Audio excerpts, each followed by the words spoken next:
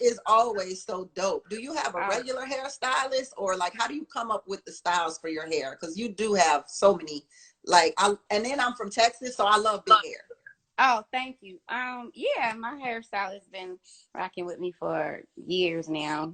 Between her, myself, and my best friend, we work it out some kind of way. I see Jimi Hendrix in the background there. Is that who that is? Oh yeah, You yeah, like who? Jimi Hendrix in my house? Are you a fan? yeah. I'm about to say, yeah, don't be tripping. So are you a fan? Oh, absolutely. Absolutely. What is it about Jimi Hendrix? I mean, I think he was before his time. Of Hmm. that time, he was definitely before his time, and his music, for me, just was just so colorful. And he was a colorful artist, very soulful, yet eccentric and more. He wasn't in a box. I Yeah. think a lot of times as Black artists, we're either put in a box to be one thing or another, and he came out like something I don't think anybody expected him to be, being a Black man and playing, what was considered rock, but he had a twist on it, playing soul, and they couldn't handle it. Yeah. It was just an amazing artist, and I just think he was just dope. He paved the way for so many other artists, so absolutely, I'm a Yeah. fan. I can tell by your new single, That Woman, that you're a Jimi Hmm. Hendrix fan. It's the very it puts me in a Lenny Kravitz feel. Yeah, I mean definitely. I obviously I'm a soul artist and I love soul music. I do soul music. I sing soul music, but I love all kinds of music, particularly soul and R&B, blues. But rock is up in there too. And that's part of who we are as a people. We started all of this, so yeah. it comes natural to do it. I'm always surprised when it's a surprise to others that we are doing certain things that we started. Yeah, it's to hear you when I first heard that song, I thought it was going to be something else, and then when I saw what it was, I Yeah, was like, this is so like it's so Leela James to me. thank It you. really is. Because of the depth of your voice, the soul in your voice, and then when you put it with the rock and roll beat, if you have to give it a genre, it's just it's so out there, and I feel like that song should be played on any radio station. You know what I mean? Like I don't think it necessarily has to be played on a rock station or a hip hop station or a pop station. It really does have a feel of this is American music. Absolutely. I mean, I try to make music that is considered music for everybody, Hmm. universal. I don't make music just with one particular genre in mind or just one sector, nothing. I just make music. I love all kinds of music and I just make music with that inspiration. And I think when I made that song, when we were recording that song at that time, it was a lot of emotions that I was feeling, and the music, the instruments kind of drew me to sing about what I ended up singing about, which is I ain't that woman that you just gonna talk to any kind of way, call out Yeah. their name. And with everything that was happening at the time and still happening with women, I just felt like I needed to say something like, enough is enough, time's up. Like you can't disrespect us. Like we here. Yeah. How you gonna disrespect the woman when the woman is where you came from? I just never understood that. Like, it Yeah. just, not to say that it ain't some chicks out here that don't respect themselves, but I'm just saying in general, when there are certain people, because not all, but there's certain people, men, that don't always respect the woman the way that she should be respected. And granted, some women don't respect themselves, but I'm not talking about that. I'm talking about just Right. respecting a woman in that song and just knowing that I'm not that woman that you can talk to any kind of way and treat any kind of way and call out a name. And I think a lot of women feel the Yeah. same. Yeah. I think most women feel like that. I do. Yeah. Do you find it problematic, or do you even listen to music that refers to women as bitches and men who want the woman to suck it, kiss it, lick it, and all of that other stuff? Do you have any feelings about that type of music? I mean, it ain't for me, but you know, to each his own. I have a daughter, a 9-year-old daughter, and you know, I also have a beautiful queen mother and beautiful aunts. I have a solid village behind me that, you know, the women that brought me up, you know, that's just not that wasn't my bringing. That wasn't my upbringing. That ain't something that, like, you know, I subscribe to or I answer to. Last time I checked, a bitch got 4 legs. I got 2. So it just don't apply to me. You know what I mean? And I don't think, you know, it's just, you know, it's just not for me. I don't care much for it. No. Mm. Each his You, own. you said last time that I checked, and it made me feel. I think you listen to Nipsey Hussle music, don't you? Oh, absolutely. I'm from South Central. Born and raised. Yeah. Mm-hmm. And so we just, his 1-year anniversary of his death just popped up. How were you remembering him? What were your thoughts about that? Oh, we was bumping Nipsey, like, I mean, we quarantined, so I mean, I was bumping him, listening to him. And I posted this photo, you know what I mean? Like, I, it was a great loss, and I think we still are feeling the loss of that as a culture. Yeah. And the timing of everything that we're all currently dealing with, it just compiled with, you know, a lot of emotions, because I feel like we just trying to get past one thing, and here we are, you know, dealing with, and so it's still a fresh wound. It's still a very It fresh does seem like wound. that. It seems like we get over one thing and bam, here's another. Speaking of one thing, when Kobe died, you posted a lot of Kobe stuff. Are you a Laker fan or a Kobe fan? What? I just, yeah, for sure. I'm born and raised now. Like, listen, I'm here in Houston. I get it. I love the Rockets. Is cool. I love them. I love y'all too. But you know what I mean? You know, I gotta be loyal to, you know, what I know for me. And yes, I'm a Laker fan. Was a Laker fan as a child growing up when Magic Johnson and the Kareem Abdul-Jabbar, those days. You know what I mean? So yeah, I came up in Lakerland, Laker Nation, and it was definitely very sad. I think for the city, Mm-hmm. when Kobe passed away, I think the world felt, you know, the pain of his family, experienced such great loss. But yeah, I'm a Laker fan, so I don't want, you know, I'm a Laker fan. I Do, love basketball, period, but I definitely love the Lakers. And as yeah, long as because the you were Houston watching Rockets some. ain't playing the Lakers, I'm cool. I go with the Rockets when they not playing the Lakers. You've been looking at classic basketball games during your quarantining, huh? Yeah, my dad played basketball. My mom played basketball. I tried them too short, but I can shoot. So I had some handles. But no, I So love basketball. You would have think I would have ended up with a basketball player or something like that. Like, but uh-huh. now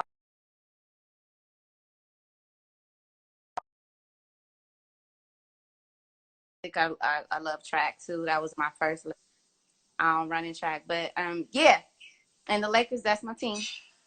Then it's the Yeah. Rockets. I live in Los Angeles and from Houston, so the Rockets are my team, and then it's the Lakers. See, so you Yeah. get it. So I get it. I totally get it. I totally get it. Yeah. We were talking about music, and Young Ma posted that, you know, there's not enough R&B around, and then PJ Morton posted, yeah, there's R&B, you just got to find it. There's not the same old if you're looking for the same old basically. And then Tank True. chimed in as well, and then you reposted it. So how do you feel about that? Do you feel like there's not enough R&B or not enough outlets that play R&B? Because I work at a radio station, we play nothing but R&B. KJLH in LA. So Well, you know, I mean, I definitely, I mean, it's there. We exist. Artists, soul artists, R&B artists, Tank, PJ. It's a host of us. And so when I saw the post, yeah, I reposted it because I'm just like, it's a great conversation piece. But the reality of it is, the music and the artists do exist. I just think that the typical format of music that is available to most people, they, you know, they don't probably, it's just not always geared towards R&B. mm-hmm. So you hear more of other kinds of music on a regular basis. So I should say this: if I get into my car and I turn on the local hip hop radio station, I'm not gonna hear in heavy rotation PJ Morton, myself, and a host of other R&B artists or soul Right. artists. Not that you don't hear them at all, you just don't hear them in heavy rotation next to, you know, some of the artists that are considered hip hop or more Yeah. commercial. I don't know. And I Right. think that if you are using that as your determination to base, you know, whether or not artists exist or there's no music, then yeah, you're gonna feel like, well, it doesn't exist. But that's not necessarily the case. We don't always get played in heavy rotation Right. Yeah, you're right. on some of the I mean, mainstream I should say on the mainstream formats. You know what I'm saying? yeah, well, Sirius has, Heart and Soul, which they play you a Right. lot on Heart and Soul. Heart and Soul is Um, great, but what I'm saying is that's on Sirius XM. I'm talking about if you're going listening to like your local, you know, mhm. main quote unquote radio stations, you don't hear some of those artists that I think she probably would be really in love with if she heard. You know what I'm saying? Right. Because Yeah, I that's agree. just not necessarily the format. But that doesn't mean those artists don't exist. Just like you say, you played my music and several other art and a whole Yeah, lot of art. we play PJ Morton. Yeah, We play artists that you have never heard of before. right. And And they we're exist, probably one of the only and they're stations that will do that, because you're right. Commercially, those other stations only want artists who either are on record labels and sell all these millions of records, and they don't right, give the other artists a chance. right. And I also, what I also think, Leela, I'm going to be honest, I'm going to keep it real. Yeah, I think that white folks are programming those stations, and they don't know black artists, and they don't know the black artists with following. right. You know Okay. what I'm saying? KJLH is owned by Stevie Wonder, who's not only a black owner, but he's a black artist, and And he's they play me. familiar. Shout out to Right? KJ. Absolutely. And and and and And he Magic 102 believes. here in Houston too. Shout Magic out. 102 loves you. Yes, Magic Yes, 102 play the heck yes, out of some Leela James. yes. So I think you have to be in a space where you're a part of the community and a part of the culture to know and to understand um, what artists are really resonating with the people. And you are one of those artists that resonate with Black people, and if allowed, would probably resonate across the board. I mean, I thank you. And I think myself, as well as a host of other artists, my peers, we all resonate with, you know, within our genre, quote unquote, of music. But yeah, if we were allowed the same mainstream format, you know, on a regular rotated basis, yeah, I'm sure Mm-hmm. that would resonate because it's some really, really, really talented artists out here that's singing R&B, rhythm and blues, that is, and soul music. And like you said, there's a lot of artists that people don't even know. You know what I mean? Yeah. Because they're just not on these major labels and all that. And I've been on a major label, and now I'm independent, so I know both sides of that game, and I understand, you know, the politics of it. And so it's like, yeah, I get how a person can have that perception that, you know, it doesn't exist or it's not there, but no, it's here. It's just, you know, you gotta dig deeper. How do you what's the difference between being on a major record label and being independent? What are the pros and cons to that? Shit, money half the time. Money. You get more or less? Which way? That's the thing. It just depends. You know what I mean? It depends on how your deals are structured. You know what I mean? Some folks have gotten decent deals on major level labels. Mhm. That wasn't my situation, but um, I would say, you know what I mean? For me, my experience, it was definitely the money, the team, the power machine behind. It's kind of like, you know, um, having a major label, of course, it's like you got the attention of folks in the industry. Oh, you're on Atlantic Records or Motown Records or Warner Brothers. I was on Warner Brothers, you know, versus, hey, I'm on Homeboy Network. Yeah, listen to, you know what I'm saying? Right. You know what I mean? It's a little different. I mean, it depends, but everybody's situations are different. I'm speaking for mine.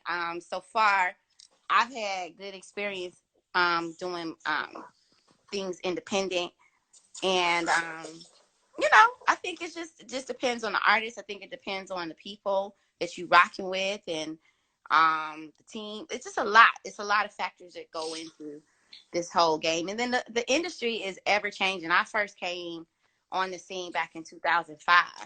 Mm-hmm. And we talking about 2020 now. Like, everything is different. Like, Everything the is completely industry different. Yeah. changes. It's like from one week to the next, it's something different about the business where you're like, golly, like, you know what I mean?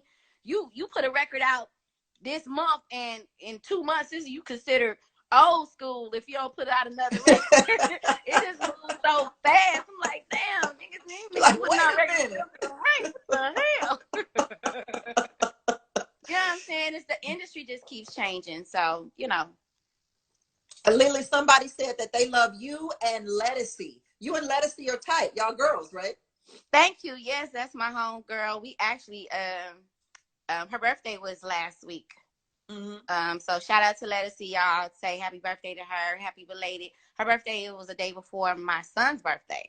So they're both Aries, and my daughter's birthday is coming up. But they're all Aries, and they all, you know how Aries are. But yes, that's my girl. We're sisters in soul music, and friends in quote unquote real life, not just in the business. We actually have a song that we recently recorded.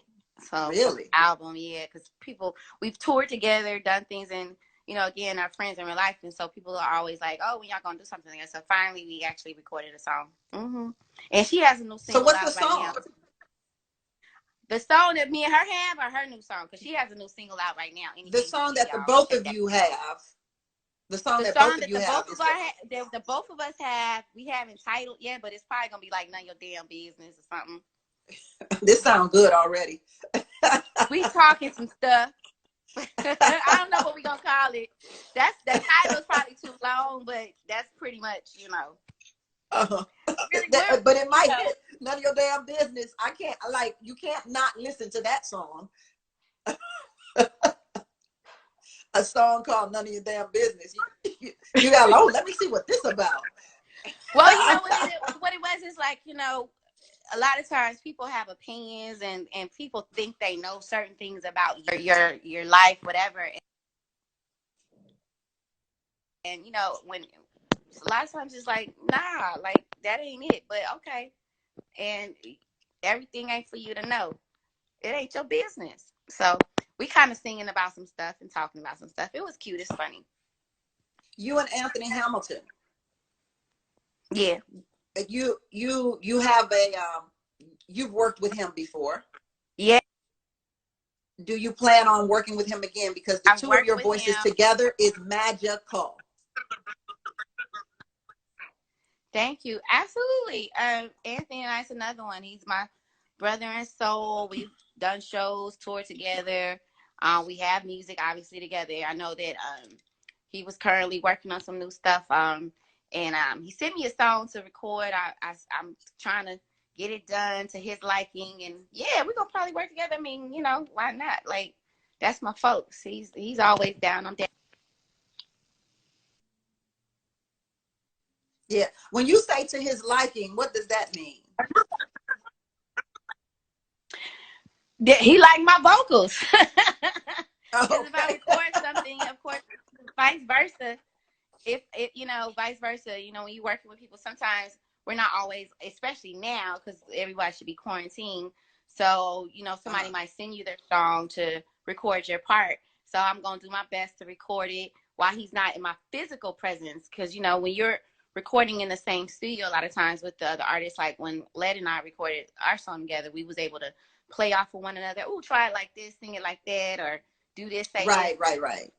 When you're not in the same, physical place, a lot of times you kind of got to just, imagine what they might You say, and then imagine the talk on the energy. phone. Right.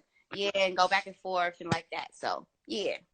In Living Mingle says when you opened for the Victoria's Secret show last year, she was like, finally a commercial appearance.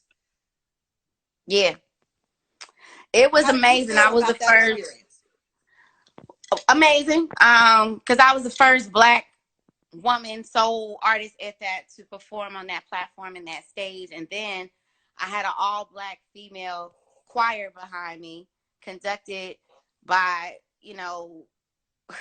this major person out of, LA. And it was I felt liberated. I felt like, okay, yeah, we finally here. And then to sing a song that was, you know, pretty much symbolic to what, you know, the stage at that moment represented for me to, you know, to arrive and this is me, you know what I mean? It was a long time coming. And then I'm like on Victoria's Secrets, I ain't no white girl, I ain't skinny, you know what I mean? I don't look like half of these heifers. And we coming out here like what? Like nappy head, all fro and all sisters, and we open up the show. It was amazing. How did that come about? How did that come about? It came. They got in contact with me. They So they just reached out to you. To my peoples, yeah. They reached out to my peoples. That's not our bougie. Yeah, they got in contact with my people. They did. Well, their people talk to my people, and then like people. Because was there someone in that clique that was a Leela James fan, or was there any insight? Yes, there was definitely someone in the clique, in the Victoria's Secret family that's a Leela James fan. They had seen I had done some other stuff in the past on godly. I can't keep up with all these shows. The names, the quarantine is getting to me. But anyway, so the person, some of the same people that worked on that show, they are a fan, and yeah, they got in contact with my folks and was just like, hey, we think she would be basically perfect for the opening, and this is the song. And I had like a day and a half to get to New York, learn the song. Oh, wow. Yeah, because it was that quick. It was on Sunday evening. I was on a plane Monday, performing Tuesday in front of a live audience, national. It was, yeah. So it was deep. It was crazy. Yeah. I was up there like, oh, Lord, don't fail me now. Lord, don't fail me now. There's no way you can fail doing what you do, girl. I ain't gonna lie. I Am a Survivor said that she got to see you and Gregory Porter in Oakland a few months ago. Okay, yes. I remember that. So you and Gregory Porter worked together frequently, or was that a one-time show that just happened? I think that was that show, but I have shared the stage with him in the past. Yeah, that was okay. Mm-hmm. Yeah, Gregory Porter is an awesome vocalist. Like he's one of those. Actually, but here's the thing. I've done. Yeah, is that person referring to me? Because Lettucey was actually, and people confuse this. Lettucey has been out on the road with Gregory Porter for the last couple, the last few weeks before all this quarantine stuff happened. So she might be thinking of Lettucey, not me. Oh, okay. Well, yeah. Well, that's possible. Well, if you wasn't in Oakland with Gregory Porter, then she ain't talking about you. She talking about Lettucey. Yeah. That's why I'm like, oh, okay. So City Mitchell says that she met you after your show at the Nokia here in Los Angeles, and you were one of the nicest and sweetest people that they've ever met. How do you maintain your humbleness being a celebrity? I have a great family, solid foundation and belief in God. My parents, I feel like they remind me every day that I'm human, just like the next person. We all bleed the same. Mm-hmm. And just like right now, we experience it. Like it doesn't matter if you got money or not, or what your situation is. Like at the end of the day, this virus is kicking everybody in the behind. So you got that right. I think it's a even level playing field when it comes to life, and that's always been my mindset as far as, you know, how you treat people and things of that sort, and just how you move. I think also the way I came up, we didn't have a whole lot coming up as far as like, you know, I wasn't privileged. And so I appreciate life. I appreciate people. I appreciate, you know, whatever blessings that I'm given. So I don't take nothing for granted. I appreciate, let me just say this. I definitely, if nothing else, I appreciate to my shows and support me, and you know what I mean, my fans, if you will. I hate saying fans, but that to me also be sounding like bougie and like, right. I'm better than it's like, I just appreciate my folks, you know, my people that come out and they support, and they, you know what I mean, it's like you spending your money to hear me sing, and you know what I mean, and I'm gonna give you a show. I'm gonna give it to you, and so if you can take out the time to invest in me, I can invest right back in you. So yeah, I'm gonna stay after my show, tired or not. I'm gonna say hello. I'm gonna shake hands. I'm gonna kiss baby. Well, we ain't finna kiss no more because all of this.